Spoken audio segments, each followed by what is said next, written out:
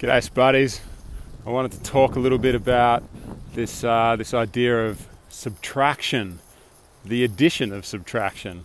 So life doesn't allow for voids to appear. Life doesn't allow for empty spaces. You can't, if you remove something from your life, then something else will inevitably come in to take its place. There is no time when you're not doing, thinking, or saying anything. There's always something happening, and it can't be any other way. So when we talk about food, where food just takes up a lot of space in our lives, a lot of time, a lot of energy, a lot of effort. Even if your relationship with food is perfectly healthy, there's still a lot of head space, a lot of thought, a lot of time, a lot of effort, and a lot of energy that goes into thinking about what you're going to eat, shopping for food, preparing the food, eating the food, cleaning up after the food. It's all a massive time and energy sink, and there's a lot of resources that go into food. So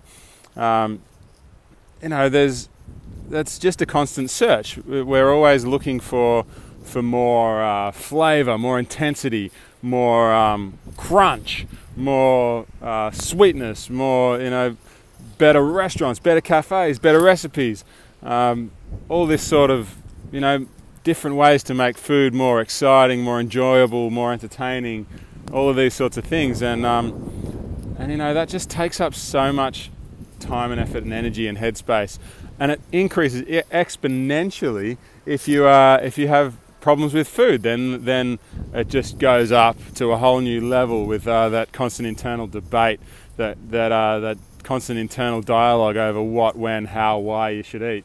It's intense, and it dominates our existence. So what I think we need to do is pivot, turn a different direction. We need to start thinking about, rather than thinking about what can I add to my diet, what can I do to get more of this, more of that, maybe we can start thinking about what we can take away, what we can subtract, what can we do without. Start looking at food differently and think, okay, could I get by without peanuts? Could I get by without chocolate?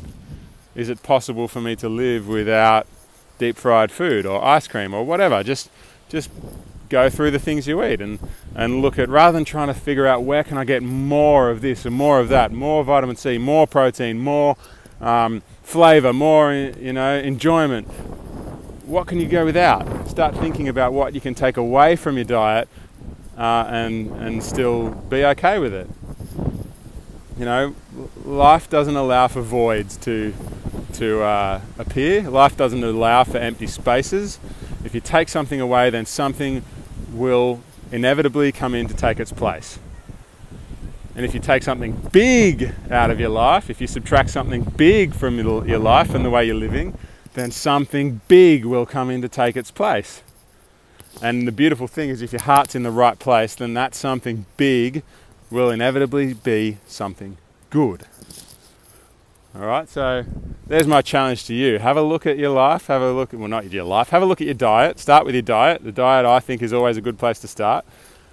Have a look at your diet, and instead of thinking about where you can get more flavor, more enjoyment, more intensity, more whatever, start thinking about what you can have less of, what you can do without, what you can subtract, and remove something, and then see what comes in to take its place. All right, spud up and check the links below if you're interested in coaching.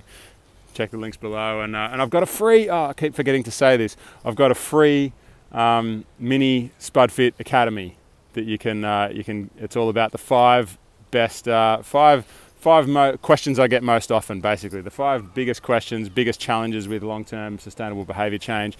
That's all answered in this free online mini academy. So just sign up at the link below and like, subscribe and share, of course. Spud up, everyone. Have a great day.